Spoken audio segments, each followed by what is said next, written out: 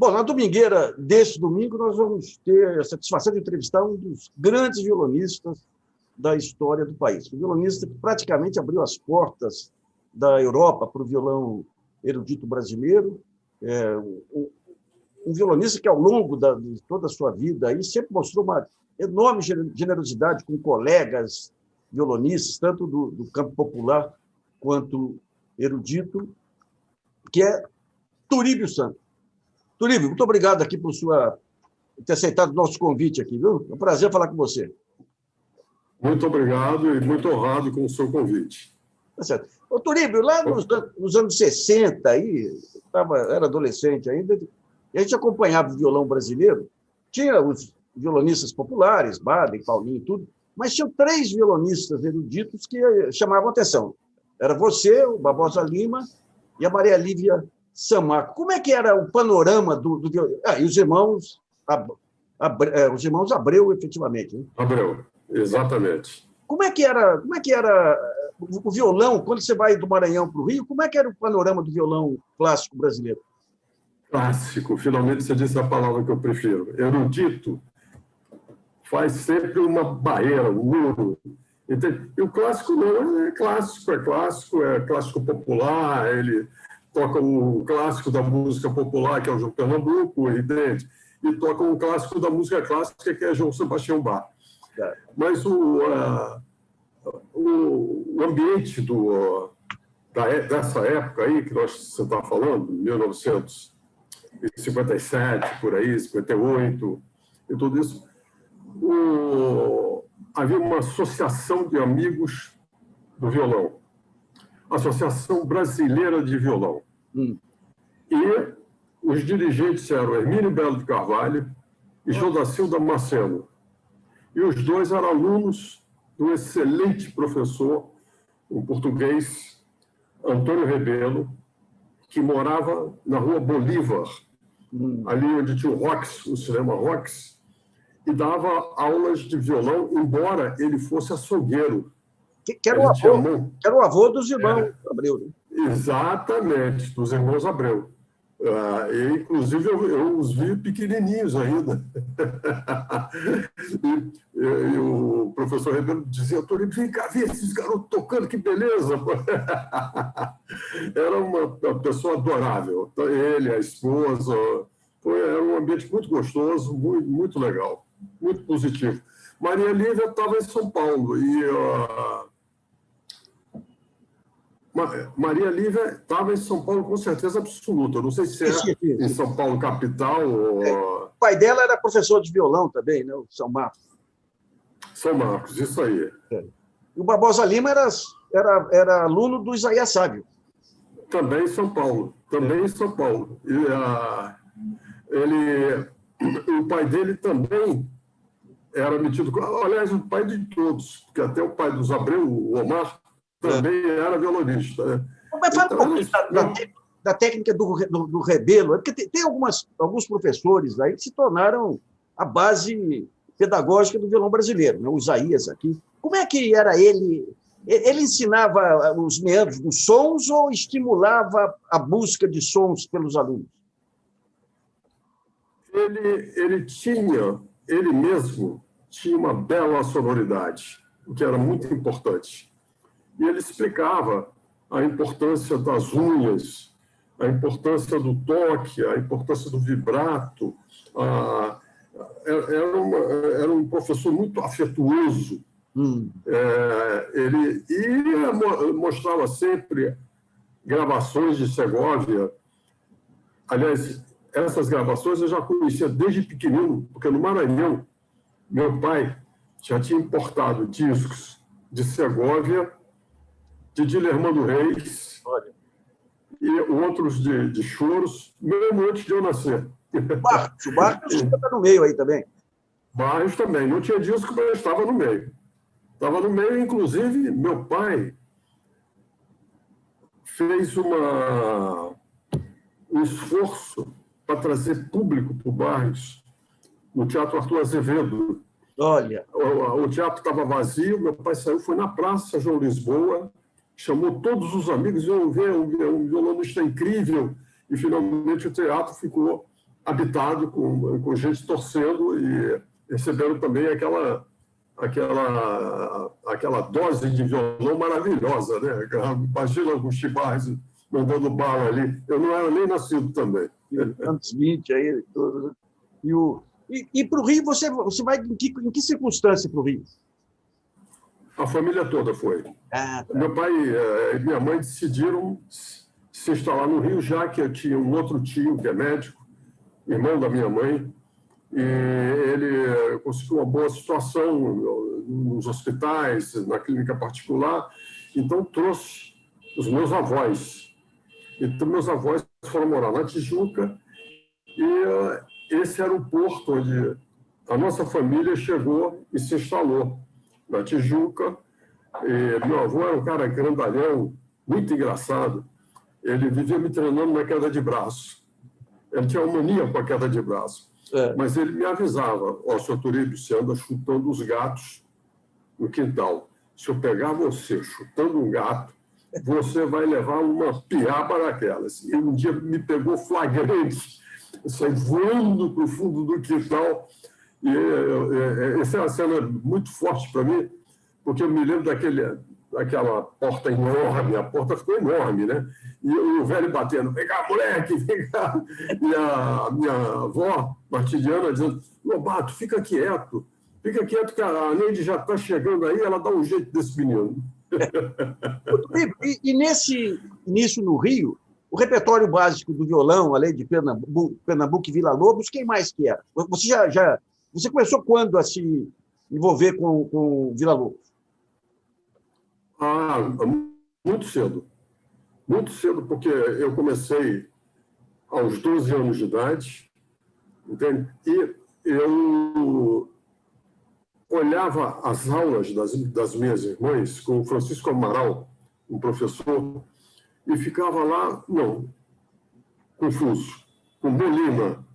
Eu não me lembro o primeiro nome do Molina. E o Molina dava as aulas, eu estava lá na moita, aí um dia minha mãe viu aquilo e disse: Senhor Turíbio, você não quer ter aula com o Molina? Quero, vamos sim. Aí ela fez a primeira aula, contratou o Molina, e eu fiz uma molecagem mesmo, porque ele ia dando as coisas e eu já sabia tudo, e saía tocando. Aí ele saiu da aula de boca aberta: mas esse menino já sabe tudo, a senhora quer que eu ensine a ele o quê? E nunca mais voltou. Aí as minhas irmãs foram para o Francisco Amaral, que era um professor que morava na esquina lá da Belfort Roxo, em Copacabana, no posto 2, e eu segui. O Chiquinho Amaral já cheguei bem perto do personagem fantástico que foi Dilermando Reis. Ele era aluno do Dilermando Reis e fazia parte da orquestra do Dilermando Reis. Diga. Eu tive um tio carioca que se mudou para Poços de Caldas lá, e ele era do Catete, da Rua do Catete, muito amigo do Dilermando, e ele foi ter aula com o Levino Conceição. É isso aí, professor do Dilermando. E o Levino falou: não, você vai ter com o meu aluno aqui, com o Dilermando, que era da idade dele também. Você chegou a pegar o conservatório do Levino e Dilermando, não? Não. Eu, com o Francisco Amaral, eu também andei a galope, muito veloz. E, de repente, o Hermínio, o João da Silva me avisou que tinha essa associação de amigos. Aí eu fui à associação de amigos, inclusive com meu pai, era o Samuel Babo, um advogado. À noite, tinha aquele anfiteatro grande para os elevadores, né? Aí o pessoal se reunia e tocava violão ali. Era muito simpático e tal coisa. Aí ele pediu para eu dar uma tocadinha: ô, garoto, toca aí também e tal. E o Hermínio e o João da Silva ficaram impressionados. E aí disse: olha, você agora tem que estudar muito sério com o Antônio Rebelo. Olha só. E aí que eu comecei. Rapidamente, 13, 14 anos, eu já estava estudando com ele. Olha, o Hermínio tinha já uma ligação com a Fundação Villa-Lobos e tudo assim, né? O Hermínio, ele tinha a ligação com tudo, com toda a vida artística do Rio de Janeiro. Era impressionante, porque ele trabalhava na Caimurano, uma companhia de rebocadores, e ele organizava até trabalhos sociais, ajudava os músicos, entende? Ajudou muitos músicos, Ismael Silva foi um deles, e era um personagem do mundo musical popular, e não tanto do clássico, mas do violão. Tá. O violão, ele realmente... A Romina Távora já era uma personagem ilustre aí no Rio ou ela chega mais tarde? Não, a Molina, ela não dava muita aula, não. Ela deu poucas aulas, mas por Sérgio e por Eduardo, elas foram maravilhosas, essas aulas. Deu uma informação já extremamente clássica, entende? E muito severa. O Hermínio fez uma palestra no Palácio da Cultura, lá no centro da cidade, convidado pela Arminda Villa-Lobos. Então, eu e Jodacil Damasceno fomos ilustrar. E eu já tocava quase tudo de Villa-Lobos. A Arminda ficou muito impressionada e ficou me seguindo meus passos. E aquele garoto está fazendo o quê? Está fazendo o quê? Tá. E aí entrou, talvez, o ponto mais importante no começo da minha carreira. Você vê que eu tive sorte em todas as conexões positivas, construtivas, boas, e principalmente sem diferenciar música clássica, música popular, música erudita. Não, era música para violão. E vamos em frente. E com muita música de João Pernambuco e Villa-Lobos. E aí, nessa palestra, a Arminda me convidou: olha, você não pode vir, Turíbio, no Museu Villa-Lobos aqui amanhã, depois, eu quero ter uma conversa com você sobre a obra do Villa-Lobos. Ela, de chofre, eu gostaria que você gravasse os 12 estudos de Villa-Lobos. E nunca tinha sido gravado na íntegra, né? Não. Segovia tinha gravado o estudo 1, o estudo 8 e o estudo 7. Eu quase caí da cadeira. Eu quase desmaiei, para falar a verdade. Isso foi entre 1961, entre 1960 e 61. Então...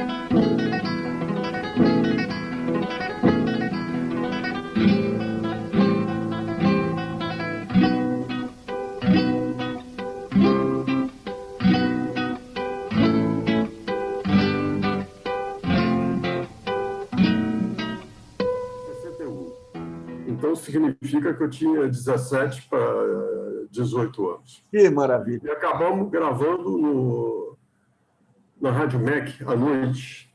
A gente ia lá para a Rádio MEC e o Cardoso, que era o técnico de som lá, um cara extremamente inteligente, sensível, fez aquela gravação e aquela gravação, aliás, a gravação ficou muito boa, mas o Nordeste, o Norte, que a Arminda indicou, esse é que foi mais poderoso ainda. Porque nessa época foi, em 1900, feito o disco, eu lancei o disco em 1963 num festival. Eu já tinha tocado num festival Vila Lobos, em 62, se eu não me engano, no primeiro festival. Agora a memória está... não trabalhei o assunto. Quando eu faço todas essas coisas, eu sempre boto ao lado um livro que eu acabo não utilizando para nada. Mas isso aqui, a autobiografia. Entende? Aproveito e faço uma publicidadezinha aí. Boa, boa. Porque a pandemia ele já ia para o terceiro milênio de exemplar, né? Mas a pandemia barrou tudo. A pandemia foi uma paulada geral, né? Barrou o disco, nos barrou, os humanos. Tulíbio, esse LP, gravando a íntegra dos estudos, foi que te abriu caminho para a Europa, não? Não. Ele aumentou o caminho da Europa. O caminho da Europa foi aberto porque um amigo meu, Henri Leterrier, foi inclusive meu aluno, gerente do Banco francês brasileiro, francês italiano, não sei. Qual que era? Henri Leterrier. Tá. Henri Leterrier era doido por violão. Então ele me disse, por que você não faz um concurso lá na França? Tem um concurso assim assado e tal. E eu disse, legal, ótimo. Agora, eu já tinha feito o disco, em 63, lançado o disco. Em 64, tem um personagem que eu omiti na história, mas que é importantíssimo, chama-se Oscar Cáceres. Uruguai? Oscar Cáceres, exatamente. Passou por aqui, justamente, o Hermínio organizava para ele um concerto lá na ABI, a Associação Brasileira de Imprensa, que foi uma sala onde eu toquei também. Você tem um LP duo com ele, né? Hein? Você tem um LP com ele. Com o Cáceres? Tem vários long plays. Um eu tenho. O primeiro foi em 1963 ou 64. 63. E em 65 eu fui para a França fazer esse concurso que o Henri Leterrier tinha me soprado. E aí ganhei o concurso. Aí começou rapidamente, sabe, a carreira saiu voando. Saiu voando porque aí em 63 eu tinha 22 anos. Nossa. Não, em 65 eu tinha 22 anos. Em 63 é que eu tinha 20 anos. Eu tinha nascido em 43. Mas aí aqueles concertos foram somando, e, de repente, eu entrei nesse negócio que eu chamo o Carrefour da carreira. Né?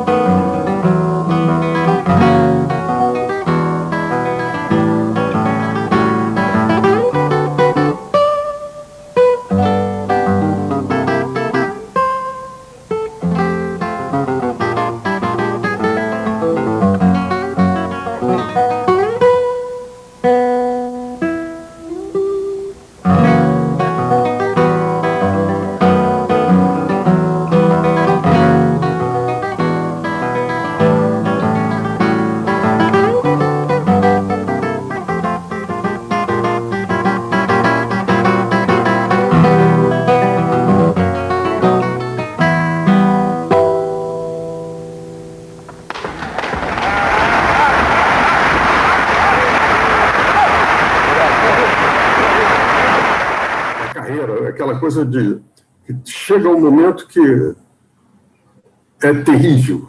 Você fica como um sentimento que você está numa pandemia, porque todo dia você tem que estar se cuidando, no dia seguinte você toca, no outro você se cuida, no outro você toca, e longe da família, longe de amigo, longe do país, longe de tudo. Aí eu aguentei essa parada durante 15 anos, Nossa. até 1980. Aí, em 1980, aí eu já tinha disco para burro, eu tive Sonerato, novamente os 12 estudos de Vila Lobos. Ela aparece, a Arminda novamente colocando o norte.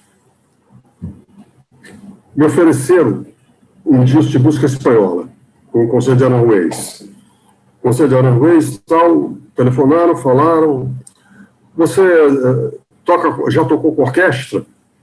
Aí eu menti, eu disse, já toquei com orquestra. E você toca o Conselho de Aranjuez? Toco, não tocava nada. Já tinha lido, mas não tocava. Aí assim, você quer fazer um disco com a gente vai te pagar $1.000, mas o outro lado de música espanhola, você pode fazer o que quiser. Tá bom. Aí topei, e eles disseram, vamos ver, nós contamos vender pelo menos 50 mil discos, para você é muito bom e para a gente também, porque o Richard Anthony tinha gravado Aranjuez Mon Amour, e aí vendeu milhões, aquela foi uma febre, essa canção. E o que aconteceu? Gravei, a orquestra era meio fajuta, porque eram músicos, foram colocados juntos, como regente, muito devagarzinho. Entende? Mas, a hora que ele me disse, a gravação vai ser daqui a um mês, eu quase desmaiei, só, puxa vida, aumentou a encrenca da minha vida. Porque eu tinha um estúdio de artistas, aquele estúdio mesmo, do tamanho de uma sala grande aqui no Rio de Janeiro, onde eu já estava casado com minha mulher, com a Sandra, meu primeiro casamento. Casamos por procuração, quando fechamos tudo, e aí veio essa vaga aí de concertos e não sei o quê, papapá, e no meio desses concertos veio o disco de Aranjuez.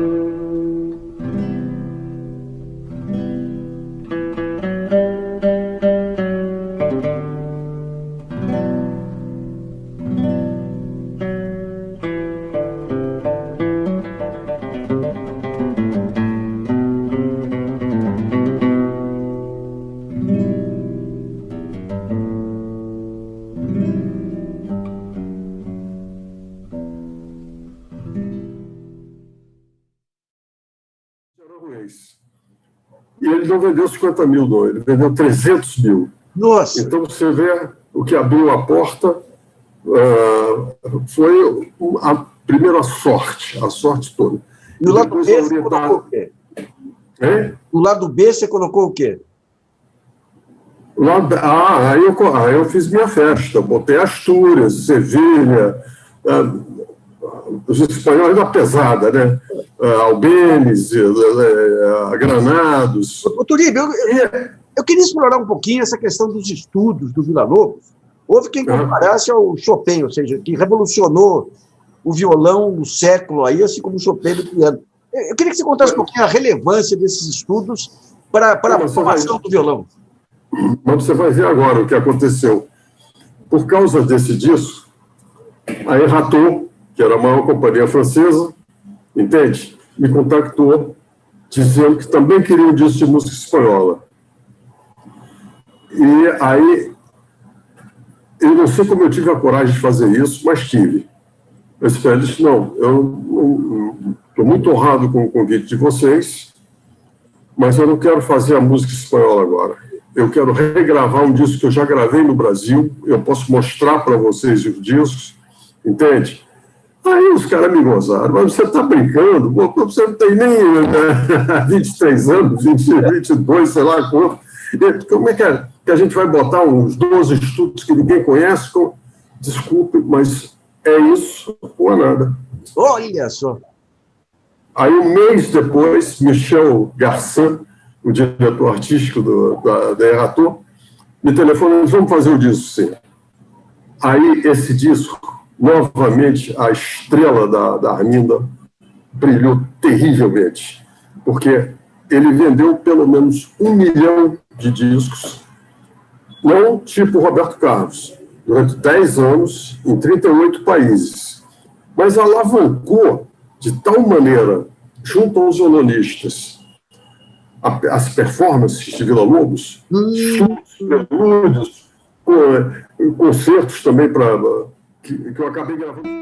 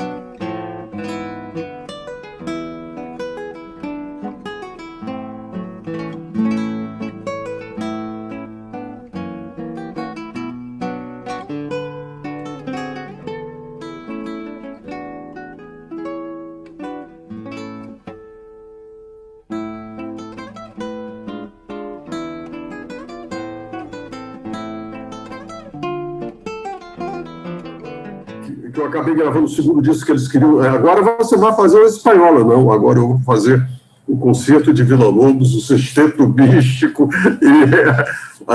e fiz. Aí, depois disso, aí sim, aí comecei a fazer os discos, e aí, em 18 anos, eu gravei 18 discos para a Erato. Olha só. Diz que a Warner comprou muitos, e está reeditando alguns, inclusive, agora, por essa época, e foi novamente a guia Villa-Lobos, aquela mulher absurdamente inteligente.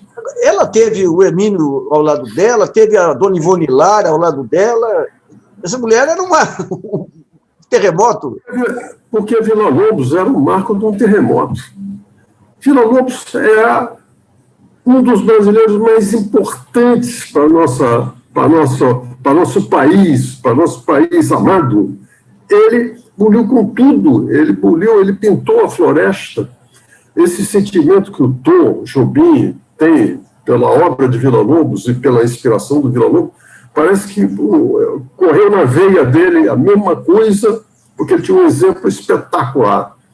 E o Villa-Lobos tinha um pouco essa fúria da composição, esse vendaval, esse furacão, a inspiração não acaba mais, mas sempre ligado à música popular. Ele valorizava todos os grandes, as escolas de samba, tudo. Nós vamos chegar lá, uma hora dessa, quando eu te falar de um bloco que eu fiz copiando um bloco que ele fez no começo do século passado, chamado Saudade do Cordão. Olha só! Aí quando... Saudade do Cordão, tem até um livro muito bonitinho, feito pela Ermelinda Paz, musicóloga e tal coisa, onde ela fez o estudo do Saudade do Cordão original, o estudo da onde Villa-Lobos, como ele construiu tudo aquilo, e o que nós fizemos no Museu Villa-Lobos, que passeamos na cidade, passamos em Botafogo, passamos em vários lugares. Íamos passear junto com a escola de samba, de Mangueira, que ele era mangueirense. Mas aí inventaram, na última hora, fecharam o portão, porque havia uma controvérsia aí, né? E a controvérsia não era nada disso. A controvérsia era o seguinte: o bloquinho, era lindo o bloquinho, era uma joia, mas era um bloquinho pequenininho, e que não tinha roupa que refletisse a luz dos refletores. Então, eles perceberam que isso ia ser o negativo para a Mangueira, para o desfile da Mangueira, e fecharam na marra. Houve um bocado de desaforo meu, mas paciência. Olívio, uma coisa que sempre me intrigou aí no violão, na história do violão, é o seguinte: o gênio, em geral, ele não tem inveja, o gênio é gênio. Mas a gente vê em algumas correspondências, parece que o Segovia tinha um pouco de inveja do Villa-Lobos. Como é que era essa relação? Você chegou a ter informações sobre essa relação de amor e ódio dos dois, não? Muito. Porque depois do concurso de 1965, no concurso tinha uma bolsa para estudar com André Segovia em Santiago de Compostela. Lá fui eu para Santiago de Compostela. Passei por Londres, no interior da Inglaterra, estudo um mês com Julian Brim, e de lá direto para a Espanha, 20 dias com Segovia. E com Segovia aconteceu algo também muito engraçado, que envolve profundamente a amizade de Villa-Lobos. Ele me botou para tocar, né? Mas eu já sentei meio de mau humor, porque eu via que ele não deixava ninguém tocar. O cara começava a tocar uma musiquinha, ele, um momento, senhor, não sei o que, capacidade, e eu percebi que tinham 2 televisões filmando. E matei a charada. Ele está fazendo uma grosseria, acho que é um estudante ali do mundo inteiro, pô, que tocavam muito bem, todos eles. Mas ele fazia uma grosseria, porque o cara já estava com medo, se interrompido por Segovia, entende? Aí mesmo é que tremia todo. Aí eu disse até para um cara que estava por perto, eu disse, comigo não vai fazer, não. Aí cheguei, que vai tocar, senhor Santos? Eu vou tocar o Fandanguinho de Turina, dedicado a ele, e que eu já sabia de cor, inclusive a interpretação belíssima dele e tal coisa. E começa com o tambora. Se bate nas 2 cordas graves do violão, pam, pam, pam, pam, pam, pam, pam, como se fosse uma pancada. Pam, pam, pam. E quando eu fiz isso, pam, pam, senhor Santos, e não parei. Pam, pam, pam, pam, pam, pam, pam, pam, pam, pam. Senhor Santos, pam, pam, pam, pam, pam, pam, pam, pam, pam, pam. Aí ele viu que eu não ia parar, ele percebeu o perigo.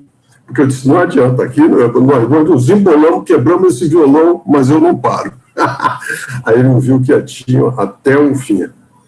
Quando acabou, a garotada levantou de pé e aplaudiu. Como é que você conseguiu concentrar com ele interrompendo? Ah, não, eu já estava decidido, eu já sabia o que eu ia encarar. Para mim não foi surpresa, para os outros foi surpresa. Para mim não foi nenhuma surpresa, mas você não sabe o que aconteceu depois.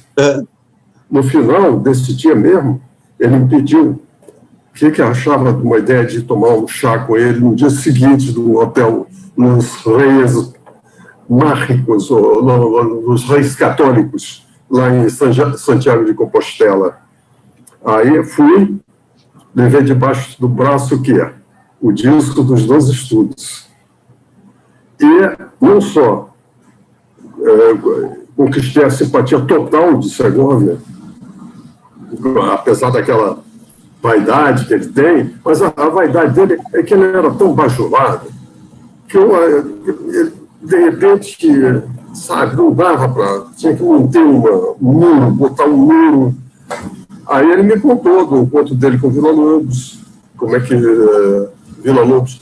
Houve algo parecido com isso, no encontro dele com Villa-Lobos, porque Villa-Lobos tomou o violão na mão dele, numa festa, entende? Ele fez a mesma coisa, só que Villa-Lobos fez... Ele fez uma barulhada qualquer, os arpejos que ele fazia, violentos e muito bonitos. Esse agora ficou espantado, pegou o violão de volta.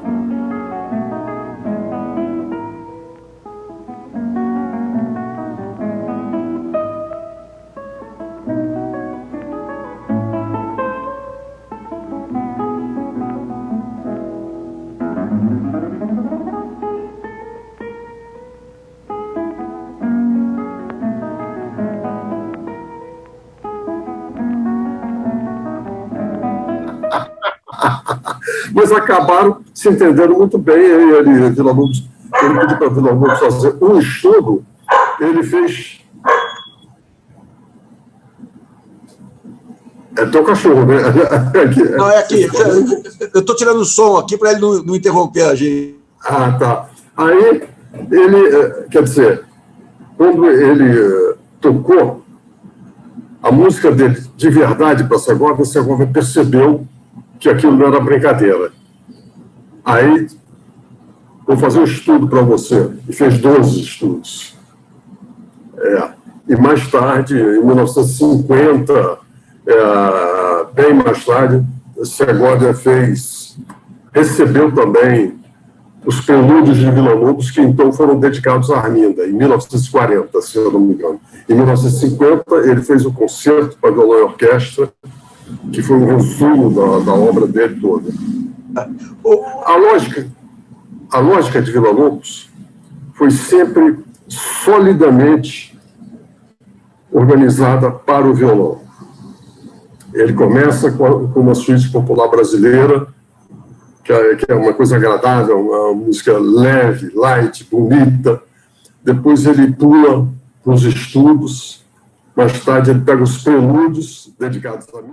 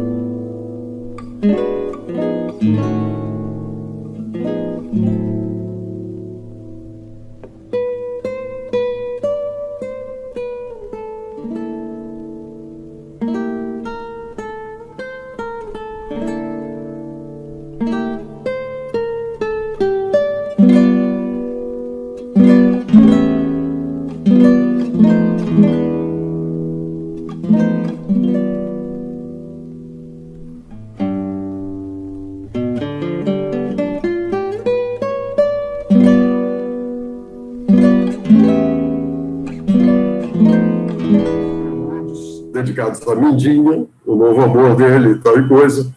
E, no final, ele faz o concerto para violão e orquestra. Demais. Tem as lendas que correm aí no meio, é que o Barrios, na época, era o único que poderia se ombrear com o Segovia, e o Segovia teria desestimulado produtores lá da Europa a trazer Barrios. Tem alguma veracidade isso, não? Não, nem Segovia precisava fazer isso, entende? Tanto assim que o Segovia e deu uma declaração detalhada, eu não tenho ela aqui, mas uma coisa bonita falando sobre a Catedral de Barrios. É uma peça que eu também lancei na Europa. Ah, tá. Relancei na Europa. Em 1965. Para a RCA Victor, um disquinho pequenininho, com Barrios, a Catedral, uma peça de Maria Misanido, um sapateado maravilhoso. Argentina, né? Exatamente.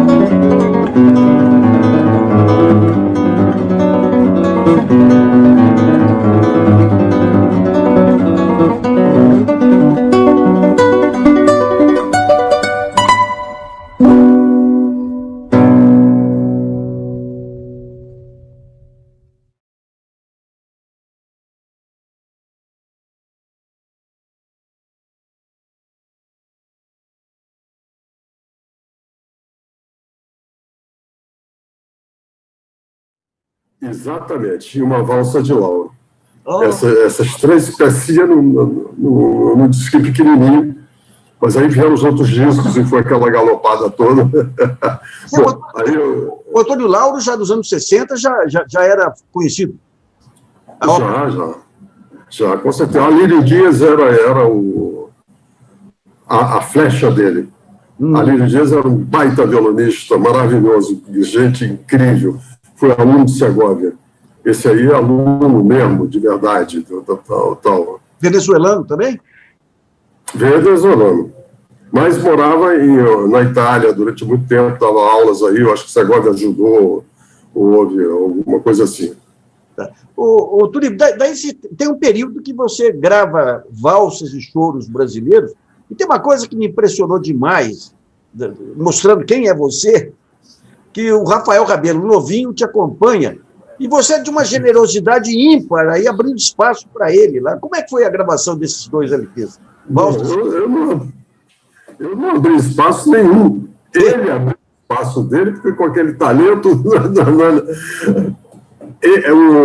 todo mundo que ouviu o Rafael ficava bem entusiasmado, né? Uma dessas pessoas foi o Hermínio. E quando eu ia fazer uma turnê pela Funarte, Brasil todo, então a gente já tinha combinado com o Jonas do Cavaquinho, na percussão era o Chaplin, João Pedro Borges, violão de 6 cordas, e o violão de 7 cordas eu não sabia quem. Aí o Hermínio disse: vou mandar um garoto para tua casa, mas ele tem 13 anos, hein? Você vê. Mas ele toca para burro, tá ok. Aí chegou lá na minha casa, no Jardim Botânico, ele disse, abri a porta, aquele cara meio gorduchinho, calça da Ducal, bem careta. Aí, rapaz, me disseram que você toca para burro, vamos logo tirar a limpa esse negócio, vamos tocar os choros.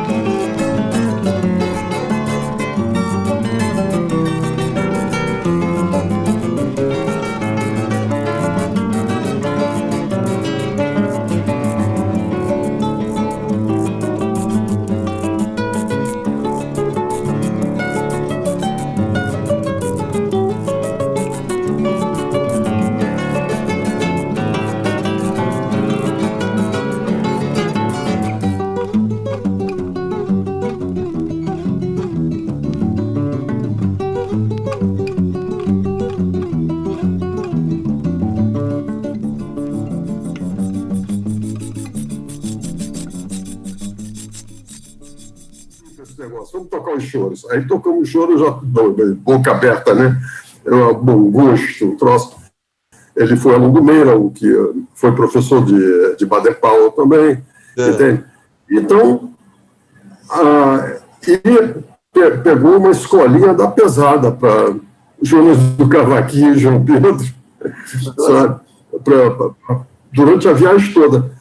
E teve um dado muito engraçado. Eu sempre fiz questão, com tudo quanto fosse aluno meu, para desvincular um pouco daquela relação professor-aluno, e ficar, bota esse dedo aqui, bota esse dedo ali, bota... Mano, não adianta.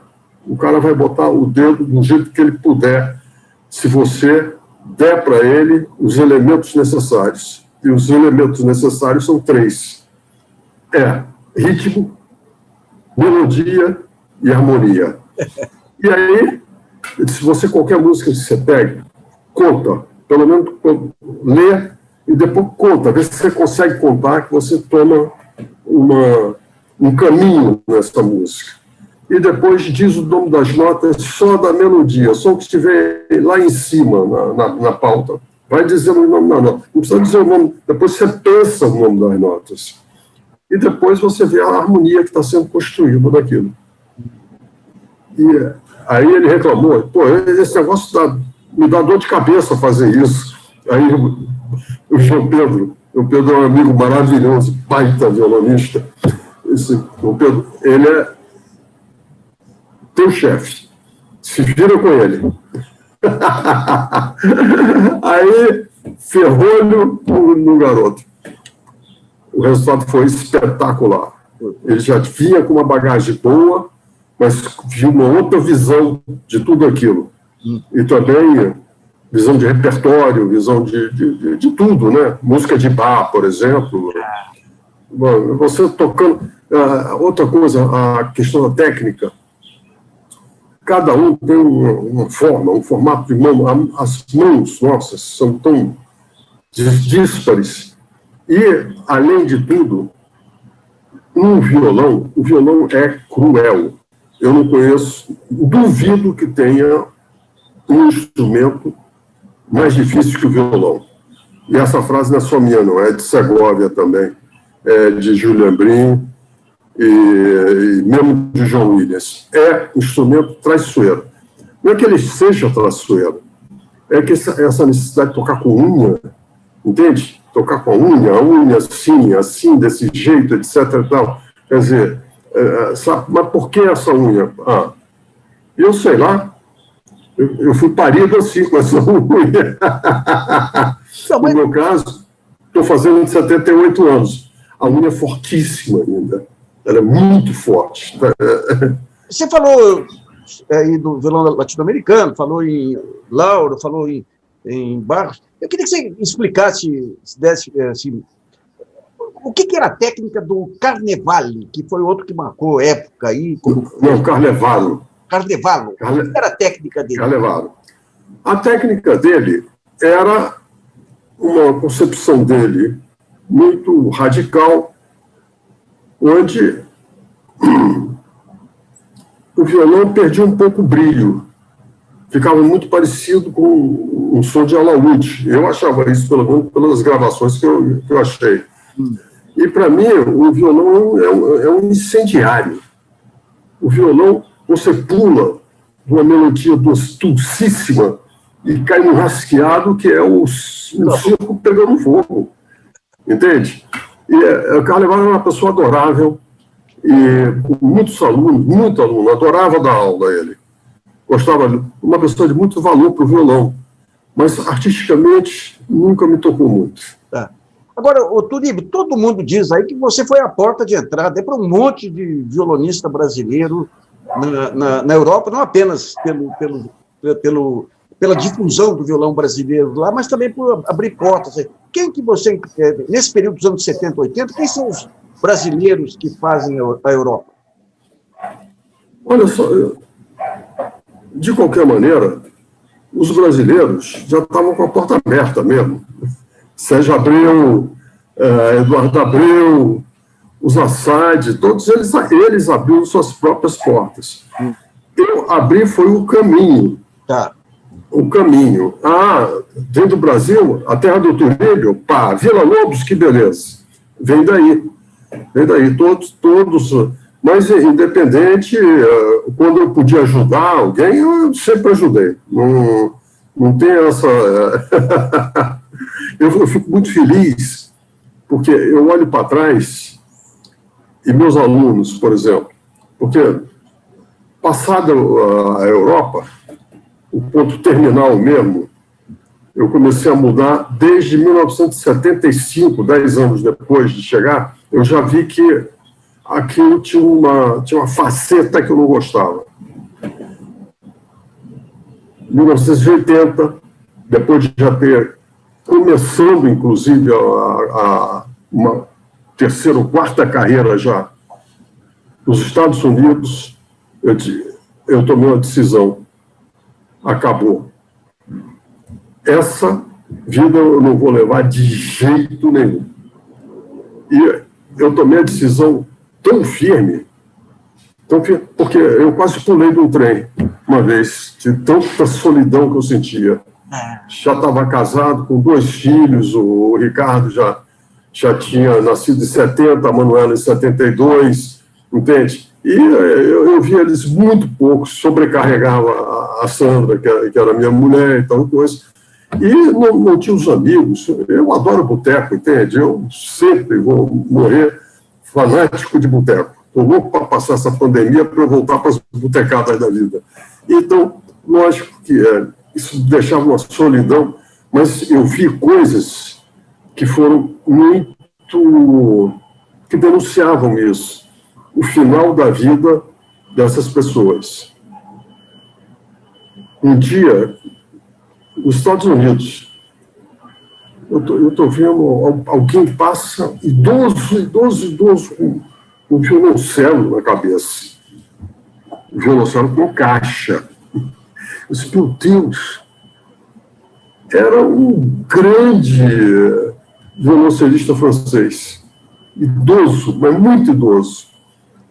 O monstro sagrado o nome dele está me escapando agora, mas daqui a pouco vem. E via Segóvia, ouvia histórias, entende? De suicídios, de famílias desfeitas, até de miséria no final da vida. Muito. Porque aquela ilusão do palco é incrível. Imagina, vamos transferir isso para uma coisa de mais impacto. Maracanã lotado domingo. Sabe lá o que é você ser um Pelé, um Garrincha, um Águia desses aí, e todo dia o povo vibrando e tal, aí de repente apaga a luz, porque o corpo é que apagou a luz, e você vai embora e some. O Turíbio, tem 2 colegas seus que também tiveram esse estresse do violão, que foi o Eduardo Abreu e o Marcelo Caiate também, que abriram mão de carreiras também por função desse sacrifício e desse isolamento, né? As pessoas começaram a perceber, entende, que no caso do violão, o sacrifício era mais cruel, porque o violão tem muito pouco repertório de música de câmara. A orquestra foi feita para tocar em conjunto. A orquestra, ela é irmã e filha dos quartetos, dos trios, dos quintetos, da pequena orquestra, da orquestra de câmara. Então, isso faz parte da orquestra. A orquestra, o único cara que fica sozinho é o regente, entende? E, mesmo assim, tem um trabalho danado para conseguir viajar sempre até o final. A UFRJ queria fazer um processo de notório saber junto ao Conselho de Cultura e abriu um curso de violão lá na Escola de Música. E, percebendo aquilo, o Ricardo Takuchan, inclusive, que foi um dos que veio me convidar para... Andreli Quintela de Paula era a diretora, o Ricardo é professor, e o Paulo Sampaio veio da Unirio também, para aproveitar aquele mesmo notório saber e abrir um curso de violão. Abriu 2 cursos de violão. Aí eu expliquei para os caras, olha, eu tenho ainda compromissos que duram 2 anos. Alguns eu posso desistir sem problema, mas outros não posso, que são empresários muito poderosos, entende? E podem estragar, podem até me processar, porque tem contrato, tem tudo, assinado, etc. Então, fui maneirando daquele jeito. Em 86, quem falece? Armindo Villa-Lobos. Aí me convidaram, Ricardo Ciogler me convidou para dirigir o Museu Villa-Lobos. Veio quase 2 meses pensando no assunto. Aí consultei meus amigos novamente, Edino, Hermínio, todo mundo gostou, vibrou com isso daí. E eu estava vibrando mesmo. E Joaquim Falcão é que me botou a faca no pescoço e disse, bom, agora ou você entra ou eu vou chamar outra pessoa. O Joaquim é danado, ele tem uma visão incrível. E lá fui eu dirigir o Museu Villa-Lobos. E depois o Joaquim me disse, agora é que ficou bom para o museu. Porque você pensa que vai parar de viajar? Não, agora você vai viajar. E grátis para a gente. Você vai tocar Villa-Lobos do mundo inteiro. Aí eu viajei, cara. Mas pensando no futuro agora, diferente, né? Naquela época eu viajei, tá bom. Foi um ano infernal. 1987. E pensando mais ainda na distância, né? Na distância dos amigos, das pessoas e tal coisa. Mas o outro lado do Villa-Lobos foi muito importante. Foi muito importante. Eu queria que você... Tá uma beleza aí. Eu queria que você desse um repertório, 5 autores fundamentais do violão brasileiro, sem ser o Villa-Lobos, sem ser o João Pernambuco. 5 outros? Especialmente de música clássica. De música clássica? Olha, Sérgio Barbosa é uma jovem, mas fez um concerto para orquestra e violão e orquestra muito bom, muito bonito. Qual o nome? Sérgio Barbosa. Sérgio Barbosa.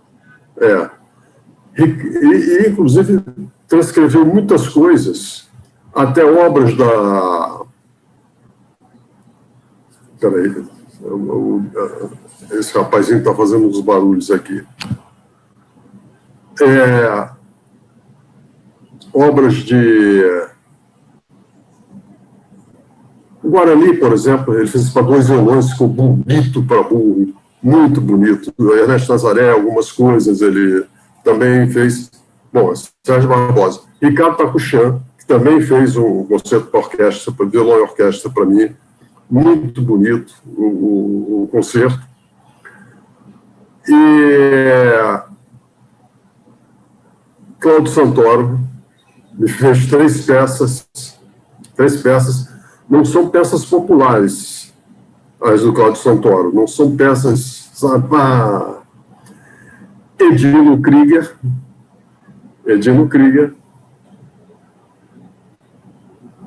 E aí... Quer dizer, não tem... Eu só estou procurando um certo equilíbrio. Tem muito mais do que 5. Mas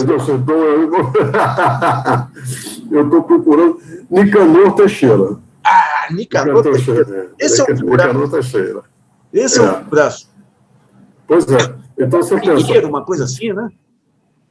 Quem eu não disse, pode ter certeza que não foi por sim ou não foi por seleção desse tipo, não foi o que você pediu 5 e a memória foi chegando e pronto. Tá, joia.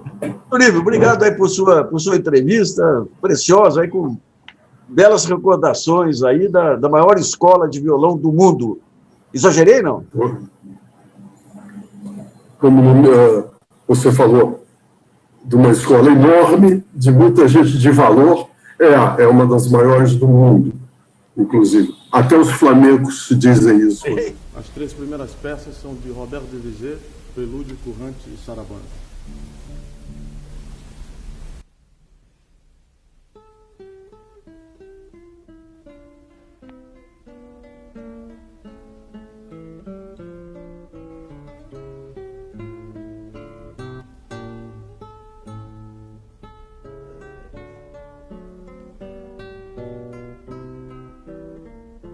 Thank you.